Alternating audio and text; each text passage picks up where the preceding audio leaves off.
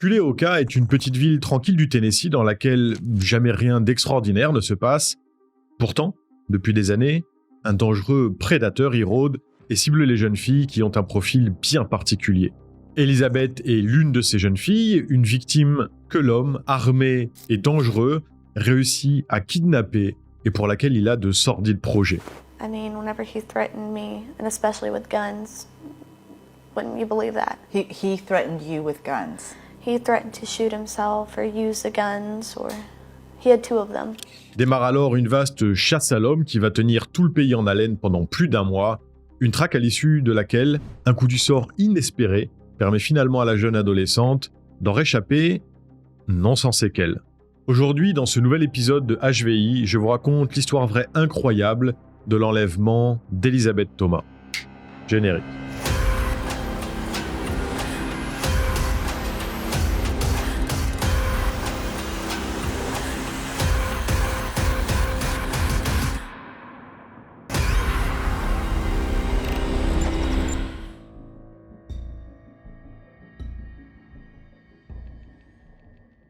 Nous sommes à Culeoka dans le Tennessee aux États-Unis et le 13 mars 2017, tôt dans la matinée, Elizabeth Thomas, 15 ans, réveille Sarah, l'une de ses sœurs qui en a 17, pour lui faire des confidences assez troublantes. Elle lui dit qu'elle s'en va, mais qu'elle sera de retour à 18h. Jusque-là, rien d'extraordinaire. Mais la suite, en revanche, est beaucoup plus perturbante parce que l'adolescente lui précise que si elle n'est pas revenue à cette heure-là, sa sœur doit contacter la police et venir la chercher. Au moment où ça se passe, Sarah est encore totalement dans le gaz, du coup elle acquiesce sans poser plus de questions et se rendort. Après ça, peu avant 7 heures, Elizabeth sort de chez elle avec des sacs, puis elle monte dans une voiture et disparaît, en attestent les images de vidéosurveillance filmées par la caméra qui se trouve à l'extérieur de la maison. Et elle disparaît littéralement parce qu'elle ne donne ensuite plus de nouvelles à personne de la journée, ni à ses 9 frères et sœurs, ni à son père, Anthony Thomas, qui tente de la joindre avec insistance, mais sans succès. Dans la soirée, il réalise vraiment que quelque chose ne va pas et décide de chercher Elizabeth, mais en vain, personne ne sait où elle est. Et les appels qui lui passent restent sans réponse, pire, au bout d'un moment, il tombe même directement sur sa messagerie. Très inquiet, c'est donc le soir même du jour où sa fille a quitté la maison, le 13 mars 2017, qu'Anthony alerte les autorités pour leur signaler sa disparition, et tout ça est d'autant plus préoccupant que l'adolescente de 15 ans était en pleine reconstruction après avoir été sévèrement abusée par sa mère Kimberly. Vous vous étiez peut-être demandé pourquoi je n'avais pas mentionné la mère avant, eh bien voilà, c'est simplement parce qu'elle n'a plus le droit d'entrer en contact avec ses enfants. Le 1er février 2016, la mère de famille de 48 ans a été inculpée de 5 chefs d'accusation de mauvais traitement et de négligence envers un enfant pour des abus qui se sont produits entre novembre 2014 et novembre 2015. Ce jour-là, elle a été arrêtée, placée en détention, puis relâchée dans la journée dans l'attente de son procès. Les violences qu'elle infligeait à 5 de ses enfants étaient telles qu'ils ont eux-mêmes écrit aux services sociaux pour la dénoncer afin qu'on leur vienne en aide, ce qui est assez rare pour être souligné. Ils n'ont d'ailleurs pas été les seuls à faire un signalement parce que James Brown, un homme qui avait travaillé avec l'une des filles du couple Thomas au sein d'une fête foraine, a lui aussi appelé la police pour leur demander d'intervenir. En proie à une profonde détresse, l'adolescente s'était confiée à lui concernant les mauvais traitements qu'elle et certains de ses frères et sœurs subissaient de la part de leur mère. Les abus rapportés étaient d'une cruauté sans nom.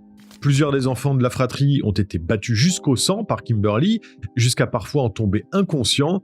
Il lui arrivait même de leur taper la tête contre les murs ou d'obliger 2 d'entre eux à se dénuder devant de tierces personnes.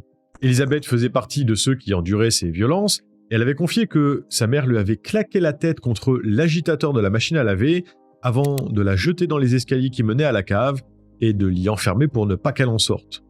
Heureusement, les multiples signalements effectués ont entraîné le déplacement de la police, ce qui a permis de mettre un terme aux agissements de Kimberly, qui continue pourtant de nier les faits en bloc.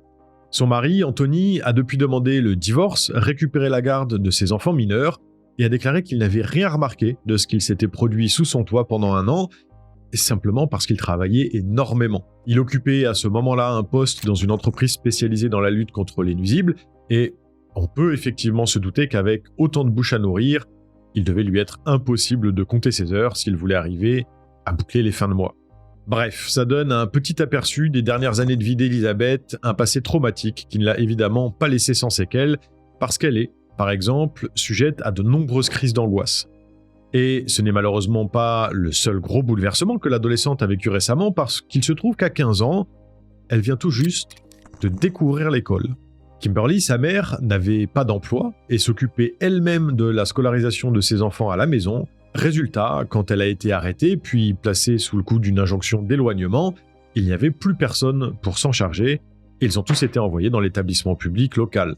On sait comment ça se passe dans les écoles et même quand on y est habitué, une rentrée dans un nouvel établissement, ça peut parfois être une période compliquée. Alors, imaginez quand vous y mettez les pieds pour la première fois à 15 ans, le choc doit être assez violent.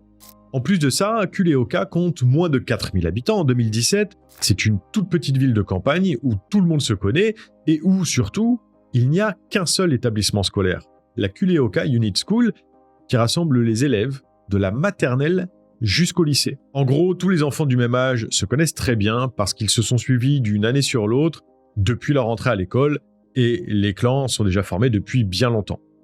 Forcément, quand Elizabeth fait sa rentrée là-bas, elle est complètement perdue, d'autant que tout le monde sait ce qu'il s'est passé dans sa famille et la regarde de travers.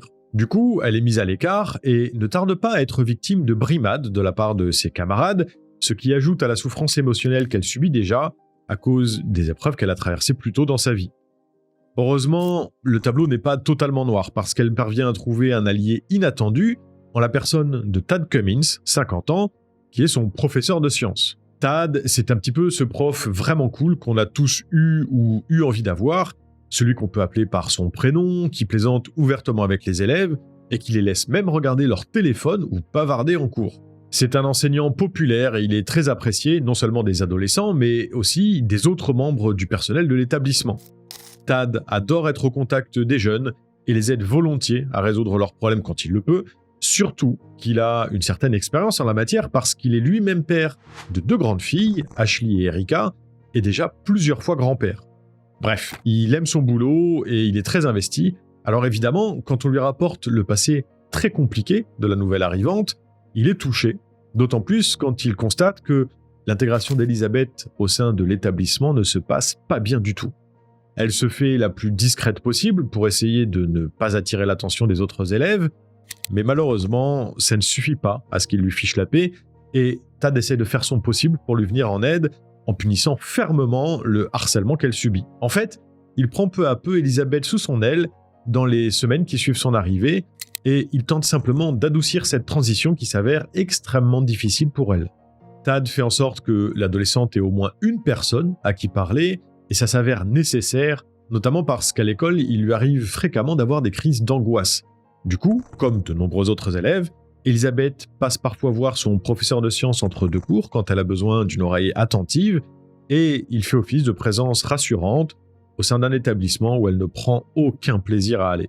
L'enseignant s'inquiète de voir son élève s'enfoncer dans le mal-être qu'elle doit en grande partie à ses traumatismes, mais ses moyens pour l'empêcher de couler sont limités, et c'est grâce à la religion qu'il obtient finalement un début de réponse sur la façon de procéder. Il se trouve qu'il est très croyant et qu'il se rend régulièrement à l'église avec sa femme, Jill, à qui il est marié depuis 31 ans. Or, depuis peu, les prêches auxquels assiste le couple sont justement axés sur la façon dont on peut guérir de blessures laissées par des abus, et ça, Tad se dit que ça pourrait certainement être bénéfique à Elizabeth. Alors il commence par lui offrir une Bible, puis lui propose de se joindre à Jill et lui pour qu'ils aillent à l'église, tous ensemble, ce qu'elle accepte volontiers. Sa femme, de son côté, sait l'investissement que Tad ne peut s'empêcher d'avoir quand il s'agit de ses élèves, alors elle n'y voit aucun inconvénient non plus, même si au bout du compte, tout le monde voit bien qu'à présent, son mari se comporte plus comme un père que comme un enseignant envers l'adolescente. Finalement, Elizabeth se rapproche aussi de l'épouse de son professeur et fait même connaissance avec d'autres membres de leur famille, tant et si bien que le couple en arrive à la considérer comme leur 3e fille.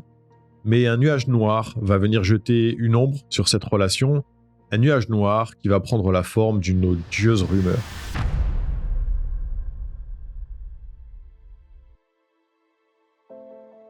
Nous sommes maintenant le 23 janvier 2017, soit 2 mois avant la disparition d'Elizabeth, et c'est à ce moment-là qu'une adolescente de 12 ans rapporte avoir été témoin d'une scène pour le moins troublante. Elle révèle à des membres du personnel de l'école qu'en voulant retourner dans la salle de classe de Tad à l'improviste pour y récupérer son sac, elle l'a surpris en train d'embrasser une autre élève. Une élève qui se trouve être Elizabeth Thomas, âgée de seulement 15 ans. Alors évidemment, la direction de l'établissement prend ce signalement très au sérieux et diligente une enquête dès le lendemain afin de déterminer si, oui ou non, celle qui a rapporté ces faits a dit la vérité. Jusqu'à ce que la lumière soit faite là-dessus, dès le 27 janvier, Tad n'a plus le droit d'entrer en contact avec Elizabeth et elle a l'interdiction d'assister à ses cours. Au sein de l'école, c'est la stupeur qui domine parce que, comme je vous le disais tout à l'heure, Tad est considéré comme un excellent professeur et il est très apprécié de tout le monde. En fait, c'est un membre exemplaire de la communauté de Kuleoka. Beaucoup se disent que l'élève qui a fait le signalement a menti ou qu'elle a cru voir quelque chose qui ne s'est en réalité pas produit. Et après tout, c'est vrai qu'il est possible qu'elle ait mal vu. La direction de la Kuleoka Unit School interroge toutes les personnes concernées ou susceptibles d'en savoir plus, et Tad, comme Elizabeth, démente fermement les allégations qui ont été portées contre lui. Tad dit qu'il n'a jamais eu de paroles ou de gestes inappropriés envers Elizabeth, et cette dernière confirme que son professeur de sciences ne lui a jamais fait d'avance et qu'elle ne s'est d'ailleurs jamais sentie ne serait-ce que mal à l'aise en sa présence. Tout ça permet de mettre rapidement un terme à l'enquête qui, le 30 janvier 2017, conclut qu'au vu du manque de preuves, il est impossible de déterminer que ce rapprochement physique entre l'enseignant et son élève a bel et bien eu lieu. Mais c'était sans compter sur le bureau du shérif local qui, comme tout le monde, a eu vent de l'histoire qui s'est répandue comme une traînée de poudre et décide de mettre son nez dans le dossier afin de s'assurer que les investigations menées par l'établissement scolaire ont été correctement conduites. Elizabeth est à nouveau interrogée, mais cette fois par un détective, et elle lui révèle que ce que l'autre élève a vu et pris à tort pour un baiser le 23 janvier, c'était très certainement Tad en train de la réconforter parce qu'elle se sentait mal. En gros, elle dit qu'à ce moment-là, son professeur lui a peut-être pris les mains pour l'aider à se calmer, mais c'est tout. Et ce dernier confirme ses dires en affirmant à son tour que l'adolescente n'est venue le trouver que parce qu'elle faisait une crise d'angoisse et avait besoin de soutien. There has not been any kind of a physical relationship kind of thing at all. Right. With her. And my thing would I've been go. married for 31 years and Right. I've never touched another one. Right. And I'm not joking with you guys when I say that. Right. I've never touched another woman. Right. En fait, même si les détails divergent et que leurs souvenirs sont flous, selon Tad et Elizabeth, une chose est sûre, ils ne se sont certainement pas embrassés ce jour-là. And honestly, and I ain't done anything. Right. I ain't done nothing wrong. But I came in here not knowing if I was going to jail. Right. I'm more free than I've ever been in my life. Tad arrive visiblement à convaincre les enquêteurs de sa bonne foi parce qu'il ressort libre de son interrogatoire, mais encore une fois, le sort s'acharne contre lui. Entre-temps, Anthony Thomas, le père d'Elizabeth, a reçu un appel de l'école qu'il a mis au parfum, et forcément, ce qu'il a appris ne lui a pas plu du tout. Alors la première chose qu'il fait, après avoir raccroché, c'est appeler sa fille pour avoir des explications. Elle lui répond qu'il ne s'est rien passé et que l'enquête n'est que la conséquence des mensonges d'une autre élève, mais que ce soit vrai ou pas, son père s'en fiche pas mal à ce moment-là. Il est, et on peut le comprendre, tout simplement hors de lui. Résultat, dans la foulée, Anthony engage un avocat et menace la Kuleoka Unit School de poursuite si Tad n'est pas immédiatement suspendu. L'enseignant ne doit plus pouvoir s'approcher d'Elizabeth du tout. Le 6 février 2017, l'établissement scolaire cède pour éviter que l'affaire ne prenne des proportions démesurées et congédie temporairement le professeur de sciences qui se retrouve au centre d'un énorme scandale, en plus d'être laissé sans ressources parce que, forcément, son salaire ne lui est plus versé. Tad peut heureusement compter sur le soutien sans faille de Jill, sa femme, qui fait front avec lui malgré la pression qu'il subit de toutes parts, parce que depuis sa suspension, toute la ville ne parle plus que de lui, et pas en bien. Il est envisagé que l'enseignant puisse reprendre ses fonctions s'il est mis définitivement hors de cause, mais ses conclusions se font attendre, et pour cause, le shérif se montre particulièrement précautionneux concernant le traitement de cette affaire.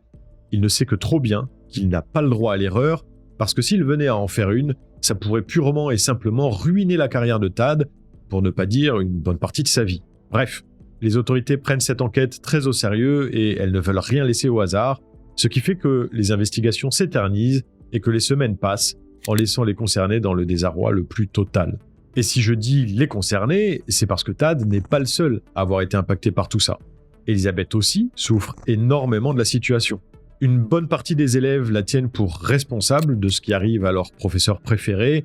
Ils ne s'en cachent pas. Depuis qu'elle a été congédiée, elle subit plus que jamais le harcèlement des autres adolescents et il n'y a plus personne vers qui se tourner au sein de l'établissement. En fait, aller à l'école est devenu si difficile pour Elizabeth qu'elle se fait régulièrement porter pâle afin de pouvoir rester à la maison. C'est dans ce contexte qu'on arrive à ce fameux 13 mars 2017, le jour de sa disparition, et à la lumière de tout ce qu'il s'est produit dans les mois précédents, on peut se dire qu'il y a de fortes chances pour que ça ait un lien.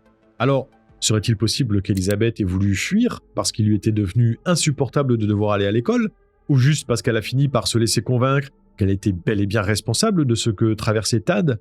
La raison reste à définir et ce ne sont pas les hypothèses qui manquent. Mais quand Anthony Thomas contacte la police le soir même pour leur signaler la disparition de sa fille, il ne sait pas encore que le lendemain matin, il va apprendre quelque chose qui va lui donner un début d'explication, mais quelque chose qui est tout sauf rassurant. Les autorités ont toutes les raisons de croire qu'Elizabeth court un très grand danger.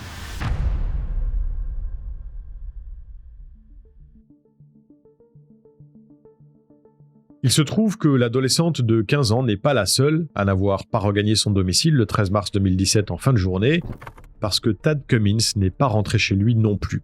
Tôt dans la matinée, avant que Jill ne parte au boulot, son mari lui a dit qu'il devait lui emprunter sa voiture pour se rendre à un entretien d'embauche, mais à midi, quand elle essaye de l'appeler, elle tombe sur son répondeur et par la suite, il ne répond pas à ses messages. Le soir venu, quand elle rentre chez eux, la maison est vide. Tad ne l'a pas recontacté et en guise d'explication, il n'a laissé qu'une lettre qui dit « Jill, je suis désolé, je suis en chemin vers Virginia Beach ou peut-être Washington pour réfléchir et me vider la tête. Je ne m'enfuis pas, je reviendrai. N'appelle pas la police parce qu'ils penseront que je suis coupable, mais je ne le suis pas. Je t'aime et je t'appellerai bientôt. S'il te plaît, pardonne-moi. » Après avoir lu ça, on peut imaginer que Jill est complètement sous le choc et elle n'est pas au bout de ses mauvaises surprises parce que son mari n'est pas parti sans rien. Il a emporté les 4 000 $ que le couple avait empruntés et mis de côté dans un coffre-fort en cas de coup dur, mais aussi 2 armes de poing dont il est propriétaire. Tad a également pris avec lui presque l'intégralité de ses affaires, ce qui semble indiquer qu'il ne compte pas revenir de sitôt, et sur son compte Instagram, le post le plus récent, daté du 13 mars 2017, pointe également dans cette direction. Il s'agit d'une citation qui dit « C'est un beau jour pour commencer », accompagné du hashtag Love. Si vous avez connecté les points, vous avez maintenant compris que Tad et Elizabeth se sont probablement enfuis ensemble, et cette conclusion, les autorités l'ont tirée aussi dès que Jill leur a rapporté la disparition de son mari. En vérité, Tad jouait un double jeu et il n'a strictement rien de l'homme modèle que tout le monde décrivait, parce que ça fait des mois qu'il manipule Elizabeth dans le but d'obtenir de sa part des choses on ne peut plus inappropriées. Cette technique est appelée child grooming en anglais, et elle est couramment utilisée par les pédophiles. Elle décrit les agissements d'un adulte qui se lie à un enfant ou un adolescent en instaurant un lien de confiance très fort avec lui, uniquement dans le but de pouvoir abuser de lui. Elizabeth a un passé traumatique et elle était très vulnérable à son arrivée à l'école, ce qui n'a pas échappé à Tad, qui s'est rapidement imposé auprès d'elle comme étant le seul qui l'écoutait, celui qui tenait le plus à elle. Il s'avère qu'elle a, à un moment, manifesté le souhait d'être prise en charge psychologiquement pour pouvoir avoir un traitement, mais Tad lui a dit de ne pas le faire parce que les médicaments changeraient qui elle était, pour reprendre ses mots. En fait, l'homme de 50 ans a fait croire à Elizabeth qu'il était tombé amoureux d'elle et il la faisait se sentir spéciale en lui rappelant régulièrement que sa femme était géniale et qu'il ne l'aurait jamais trompée s'il ne l'avait pas rencontrée. Elle et pas une autre. Du coup, les mois passant, les rapprochements physiques se sont multipliés en secret jusqu'à ce que le professeur réussisse à obtenir des faveurs de la part de son élève. Ces écarts avaient lieu régulièrement dans la salle de classe ou sur un parking dans la voiture de Tad. Le baiser, qui avait été signalé à la direction de la Kuleoka Unit School, a donc bel et bien eu lieu, et ce n'était malheureusement que la partie visible de l'iceberg. Après le début de l'enquête et sa suspension, Tad a été contraint et forcé de s'éloigner d'Elizabeth, mais ils n'ont en vérité jamais cessé de s'écrire comme ils l'auraient dû, parce que chacun avait un second compte Instagram qu'il utilisait pour correspondre avec l'autre, un compte dont personne de leur entourage respectif ne connaissait l'existence. L'homme de 50 ans était conscient du fait qu'au vu de la situation, s'il n'agissait pas maintenant, il allait de toute façon finir par perdre l'influence qu'il avait sur l'adolescente de 15 ans, et il a alors décidé de tirer les ficelles, une fois de plus, pour qu'elle accepte de s'enfuir avec lui. Outre la gravité des faits liés à l'existence de leur relation en elle-même, ce qui inquiète les autorités, c'est l'instabilité de Tad, notamment parce qu'il est armé. Il faut absolument arriver à les localiser et agir avec la plus grande prudence, parce que s'il se sait dos au mur, l'homme pourrait bien commettre l'irréparable. De vastes recherches s'enclenchent immédiatement et le FBI se joint au TBI pour pouvoir recueillir un maximum d'informations le plus rapidement possible. La dernière image qu'on ait de Tad Cummins, c'est celle qui a été prise par la caméra d'une station-service de Columbia, une ville voisine de Culeoka. On le voit faire le plein de la voiture de Jill, une Nissan Rogue grise, le 13 mars 2017, aux alentours de 8h30. Cette tranche horaire se situe peu après celle pendant laquelle Elizabeth a réveillé sa sœur Sarah pour lui dire qu'elle sortait, avant de quitter la maison avec ses affaires, puis de monter dans un véhicule. Comme vous l'aurez remarqué, la voiture qui est venue récupérer Elizabeth n'est pas celle de Tad, mais celle d'une des amies de l'adolescente, qui dit l'avoir déposée à Columbia, devant un restaurant Shawnee's, situé non loin de la fameuse station-service où Tad a été filmé faisant le plein.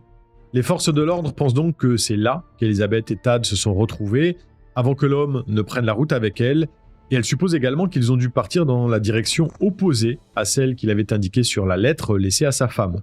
Il est probable que le professeur ait commencé à planifier tout ça dans les jours qui ont suivi sa suspension parce que, la veille du 13 mars, la caméra d'un supermarché Walmart local l'a filmé en train de faire un achat assez évocateur. Tad se trouve au rayon des colorations capillaires et tout indique qu'il en a pris une dans le but de pouvoir rendre Elizabeth un peu moins reconnaissable après son enlèvement, parce que oui, c'est bien d'un enlèvement dont il s'agit. L'adolescente n'a que 15 ans, et si elle a bien suivi son professeur de son plein gré, ce n'est qu'en raison de l'influence qu'il exerce sur elle depuis plusieurs mois. Pour cette raison, un mandat d'arrêt est immédiatement délivré à l'encontre de Tad Cummins pour contact sexuel avec un mineur et enlèvement aggravé, et son nom est ajouté à la liste des 10 personnes les plus recherchées de l'État du Tennessee par le TBI. Le 15 mars, une alerte Amber est diffusée au niveau national, et c'est l'ensemble des États-Unis qui découvrent l'affaire. Mais la traque s'annonce compliquée pour la police parce que Tad avait visiblement très bien préparé son coup. Il avait même pensé à retirer la somme de $500 avant son départ, en plus d'avoir pris les $4000 qui se trouvaient dans le coffre-fort familial, histoire d'avoir un maximum d'espèces en poche, sûrement pour éviter d'avoir à utiliser sa carte bancaire, ce qui aurait aidé les forces de l'ordre à retracer ses déplacements. Et elles ne peuvent pas non plus compter sur les données téléphoniques de Tad et Elizabeth pour pouvoir les localiser. Leurs 2 téléphones ont borné pour la dernière fois sur un pont dans l'Alabama le 15 mars, avant de cesser d'émettre totalement. Pour finir, l'homme a également désactivé le GPS de la voiture de Jill, histoire d'être sûr qu'on ne puisse pas les tracer. Pendant que les recherches se poursuivent pour tenter de localiser Tad et Elizabeth, les gens se mobilisent en masse pour aider les enquêteurs et rapidement, ce sont plus de 600 pistes qui leur sont apportées. Mais malheureusement, le 17 mars, ça n'a toujours mené à rien. Il pourrait être n'importe où. Alors, la police décide de donner une conférence de presse où Jill, la femme du fugitif, est invitée à intervenir. Elle s'adresse directement à son mari dans le but d'essayer de le raisonner. To that end, let me speak directly to my husband. Tad, this is not you. This is not who you are. We can help you get through this. No matter how far you've gone or what's happening right now, God's grace is sufficient for you. And He wants you to come home. Your family wants their Poppy back. Please do the right thing and turn yourself into the police and bring Beth home. Le 20 mars, soit 7 jours après la disparition d'Elizabeth, c'est au tour de son père, qui la surnomme affectueusement Izzy, d'adresser à sa fille un message face caméra. Izzy, please. Get away from him. Get away from him. Run somewhere. Tell somebody. Et l'urgence est bien réelle parce que, tout récemment, l'adolescente a modifié la description de son compte Instagram d'une façon qui ne laisse vraiment rien présager de bon.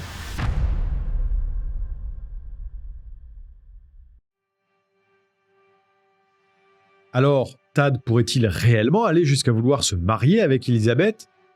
C'est malheureusement une option envisageable parce que la fouille de son ordinateur personnel révèle qu'une semaine avant l'enlèvement, il a fait une recherche sur Internet avec les mots-clés « Quels États autorisent le mariage pour un adolescent ?» Et si vous vous demandez si certains le permettent bel et bien, la réponse est oui. Dans le Massachusetts, par exemple, on peut se marier dès l'âge de 14 ans.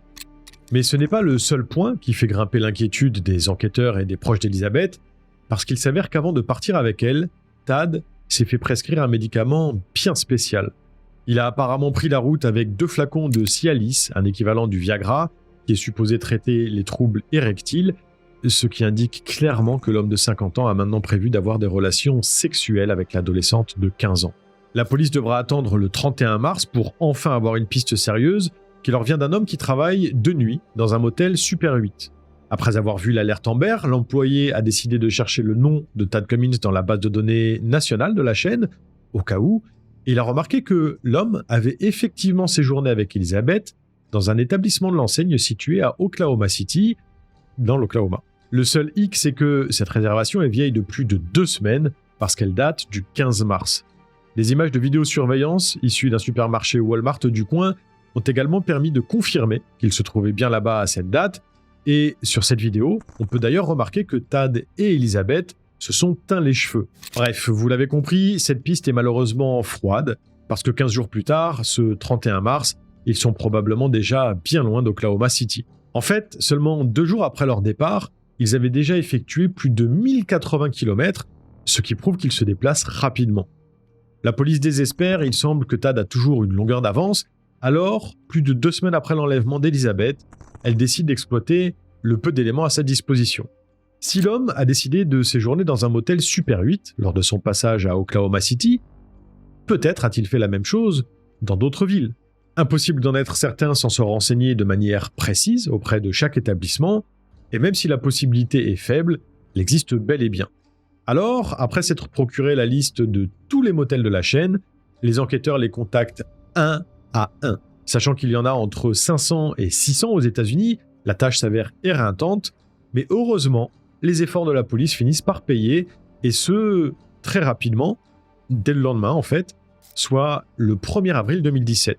Le motel Super 8 de la ville de Guimont, toujours dans l'Oklahoma, révèle à la police qu'un certain Tad Cummins a réservé une chambre dans la nuit du 16 au 17 mars, une chambre avec un seul lit double. Outre le fait qu'il n'ait même pas pris la peine de donner un faux nom, ces informations semblent confirmer ce que tout le monde craignait depuis le début de l'affaire, à savoir que l'homme de 50 ans a bel et bien des relations sexuelles avec Elizabeth. Le pire dans tout ça, c'est qu'à nouveau, les informations obtenues datent d'il y a presque 2 semaines.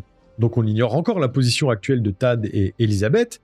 Ceci dit, leur déplacement indique qu'ils font probablement en route vers l'ouest. Le 3 avril, quelqu'un affirme les avoir aperçus dans le Nebraska la veille, mais après enquête, la police confirme qu'il s'agissait d'une fausse piste. Le problème ici, c'est que Tad a une apparence physique assez commune pour un Américain, et que l'écart d'âge qu'il a avec Elizabeth peut facilement laisser penser qu'ils sont de la même famille. Résultat, il est très probable que beaucoup de personnes les aient vus sans que ça ne les fasse tiquer, et à l'inverse, que d'autres aient signalé à tort un père qui se baladait en compagnie de sa fille adolescente en pensant que c'était eux, comme ça a été le cas dans le Nebraska. Après ça, c'est grâce aux caméras de surveillance du Walmart de la ville de Cortez, dans le Colorado, que les autorités découvrent où Tad et Elizabeth se sont rendus ensuite, mais en vérité, quand elles l'apprennent, ils sont encore une fois déjà loin. À ce moment-là, et on ignore quel jour exactement, ils se trouvent en réalité à San Diego, en Californie, où le ravisseur de l'adolescente s'apprête à mettre à exécution un plan qui, vous allez le voir, ne respire pas l'intelligence. En effet, il prévoit de quitter les États-Unis pour se rendre au Mexique, plus précisément à Mexico, mais par la mer, pour éviter les contrôles de police sur la route et à la frontière. Jusque-là, ça semble encore assez logique. Mais ce qu'il est un petit peu moins, c'est que Tad se dit que la meilleure façon de le faire, ce serait en kayak. Petite séquence chiffres. Entre le port de San Diego et celui de Mexico, il y a environ 287 km. Il faut quand même être très optimiste pour oser se tenter ça. Ou un petit peu débile. J'hésite encore. Mais bon, visiblement, Tad, lui, est sûr de son coup, donc il se procure un kayak pour la modique somme d'environ $1000, et il embarque dessus avec Elizabeth, Avant de se dire, après seulement quelques kilomètres parcourus, qu'en fait, l'idée n'était peut-être pas si bonne que ça. Sur la mer, ils sont très secoués et boivent la tasse à plusieurs reprises, donc il finit par décider de rebrousser chemin pour ne pas risquer une noyade, et là, quelque chose d'à peu près aussi surréaliste se produit. Un officier de police qui passait par là les voit s'éloigner du rivage dans leur kayak. Inquiet pour eux, il les guette jusqu'à leur retour, avant de s'approcher pour s'assurer qu'ils n'ont rien, et malgré le fait que Tad et Elizabeth soient parmi les personnes les plus recherchées du pays à ce moment-là, il ne les reconnaît pas. Après s'être assuré qu'ils vont bien, l'officier leur dit simplement qu'ils ont eu de la chance, puis s'en va en leur souhaitant une bonne journée. En se renseignant, Tad apprend l'existence de Black Bear Ranch, une petite communauté autonome axée sur le partage, qui se situe dans le nord de la Californie, en plein milieu des bois. Une quarantaine de personnes habitent là-bas, et elles ont un mode de vie très simple, d'où les écrans sont bannis, et tous n'ont que peu de contact avec le monde extérieur. We don't have any television, radio, cell phone, internet. There's no newspaper delivery or other contact with the outside world besides what comes in and out of the driveway. Tad se dit que là-bas, personne ne saura qu'Elizabeth et lui sont recherchés. Ils prennent donc la route pour s'y rendre, et sur le chemin, ils font étape dans la petite ville de Cecilville, où ils doivent s'arrêter pour faire le plein. À la station-service, ils rencontrent Griffin Barry, 29 ans, un homme du coin qui y travaille, et Tad lui demande comment aller à Black Bear Ranch, avant de lui servir un chapelet de mensonges concernant son identité et celle d'Elizabeth. Il lui raconte qu'ils sont John et Joanna Castro, un couple marié, puis le quinquagénaire affirme qu'il a 44 ans et que sa soi-disant femme en a 24, et leur invente carrément une vie. Il dit qu'ils sont originaires de Denver et viennent d'arriver dans le coin parce que leur maison a brûlé. Et donc en attendant l'indemnisation de l'assurance, ils ont juste décidé de voyager un petit peu, raison pour laquelle ils sont arrivés jusque-là. Griffin ne sait visiblement pas qu'ils sont recherchés, il indique à Tad comment se rendre à Black Bear Ranch et lui dit même que s'ils ne sont pas acceptés là-bas, ils peuvent éventuellement revenir à Cecilville parce que, si besoin, il peut les aider à trouver un logement contre du boulot. Pendant tout ce temps, Elizabeth reste dans la voiture, tête baissée, peut-être pour éviter que quelqu'un ne remarque qu'elle fait quand même un petit peu jeune pour une femme qui est censée avoir 24 ans. Ils peuvent ensuite reprendre leur voyage, direction Black Bear Ranch, à 2 heures de là. L'endroit est totalement perdu et les membres de la communauté vivent en autarcie, ce qui n'empêche pas Tad et Elizabeth d'y être chaleureusement accueillis. Mais le comportement du cinquantenaire va fortement déplaire à la petite communauté, et c'est ça qui va finalement le mener à sa perte.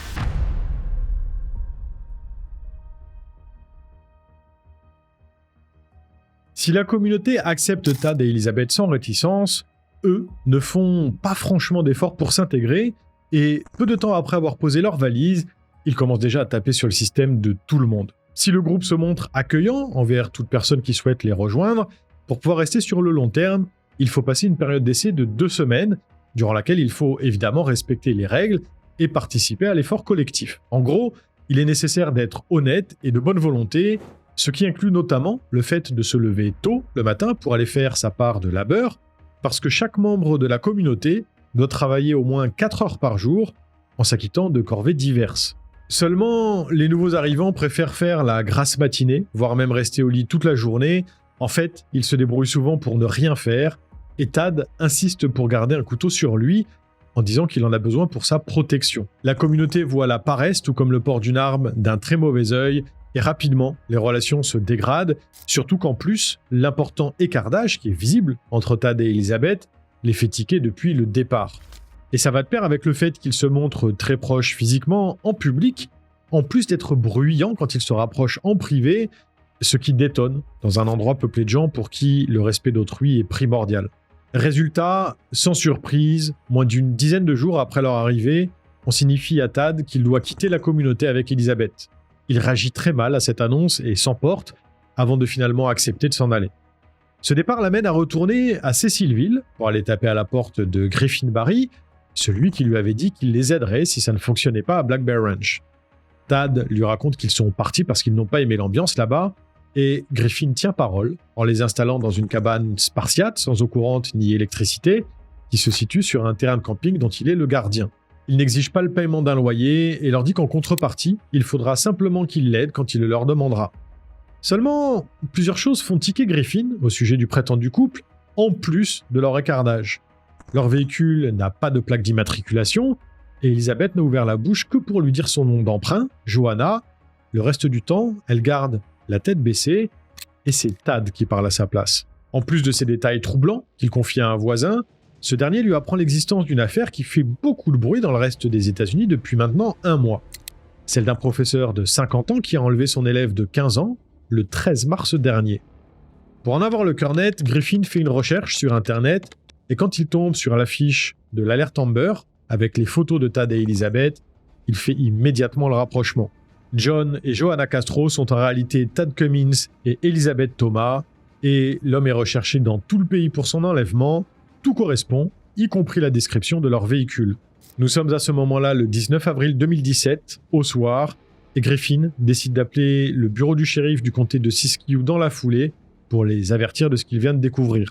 La police réagit vite. Des équipes du SWAT sont envoyées sur place dans la nuit, rappelons que Tad est armé, et dès le lendemain matin, la cabane où il se trouve avec Elizabeth est totalement encerclée par les forces de l'ordre. C'est le 20 avril 2017, aux environs de 9h30, qu'un terme définitif est enfin mis à la cavale de Tad Cummins, qui aura quand même duré 38 jours. L'homme est placé en détention en attendant son extradition vers l'État du Tennessee, où aura lieu son procès.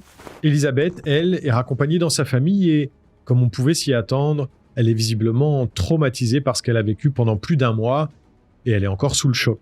Elle oscille entre les sentiments qu'elle croit éprouver pour Tad et le soulagement d'avoir enfin été libérée de son emprise. Beaucoup de gens ont cru et croient encore qu'elle est partie de son plein gré avec son ravisseur, mais elle n'était en réalité qu'une adolescente de 15 ans très vulnérable, dont un adulte de 50 ans a abusé en la manipulant de la pire des façons. Elle a confié plus tard à une journaliste que Tad s'était régulièrement montré psychologiquement instable et très menaçant envers ses proches pour obtenir ce qu'il voulait, allant même jusqu'à lui faire du chantage au suicide.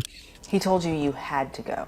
He said if he couldn't have me, he'd kill himself. And I don't want anyone to kill themselves. Anytime he threatened himself, he threatened my family. Did you feel trapped?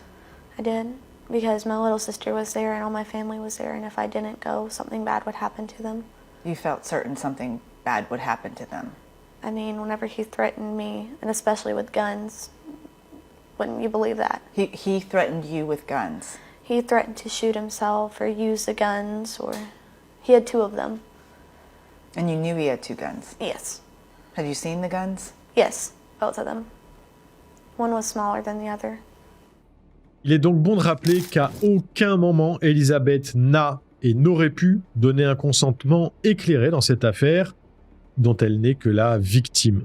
Et il se trouve que Tad Cummins n'en était pas à son coup d'essai parce qu'avant d'abuser d'Elizabeth, il avait tenté de se rapprocher d'une autre adolescente de 15 ans au sein de la Culeoka Unit School, une certaine Destany Parrish. Cette dernière a témoigné du fait qu'en 2011, elle était elle aussi seule et vulnérable et que son professeur de sciences était devenu son confident avant de progressivement commencer à adopter un comportement un petit peu limite. Il n'a pas été jusqu'à la toucher, mais il lui a écrit une chanson d'amour totalement déplacée. Heureusement, après ça, elle a déménagé et c'est probablement ça qui fait qu'il n'a pas été plus loin. Il n'en a tout simplement pas eu le temps. It was just me and Tad. We were in the music room. It was right next to his classroom. And I had learned a new song on the piano, and I was going to go show him. But he sat down first and played that song. You're the kind of one for me love for the rest of his life. Did it appear as though he was playing it for you? I didn't assume, but everything's so different now looking back. Destiny's mom says there's only one way to interpret those lyrics. I really didn't ever listen to the lyrics until the other day. And knowing now what he's doing, to me, he was singing to her. You're the kind of one for me love for the rest of his life. Malgré toutes les preuves accablantes qui existent contre lui, dans un premier temps, Tad Cummins plaide non coupable des 2 chefs d'accusation dont il fait l'objet, à savoir transport d'un mineur au-delà des limites de l'État dans le but de se livrer à des activités sexuelles criminelles et entrave à la justice. Finalement, il revient sur sa décision en décidant d'assumer ses crimes et en janvier 2019, à 52 ans, il se voit condamné à 20 ans de prison sans possibilité de libération conditionnelle. À sa sortie de prison, il verra son nom être inscrit sur la liste des délinquants sexuels, et même s'il est peu probable qu'il obtienne un poste de prof à l'âge de 70 ans, il n'aura de toute façon plus jamais le droit d'enseigner. Sans surprise, Jill, sa femme, a de son côté demandé le divorce. Aujourd'hui, et après des années de thérapie, Elizabeth semble avoir pris conscience du fait qu'elle n'était pas responsable de ce qui lui est arrivé et qu'elle ait même commencé à se reconstruire. En 2017, celle qui se fait maintenant appeler Liz a rencontré un certain Skylar Dirla, qui a 1 an de plus qu'elle. Ils sont devenus amis et se sont finalement mis ensemble avant de se marier en juin 2019. En mars 2020, le couple a accueilli son premier enfant, un garçon qu'ils ont prénommé Spencer, et la jeune femme, qui a aujourd'hui 22 ans, a l'air d'être épanouie et d'avoir enfin trouvé la stabilité qu'elle mérite.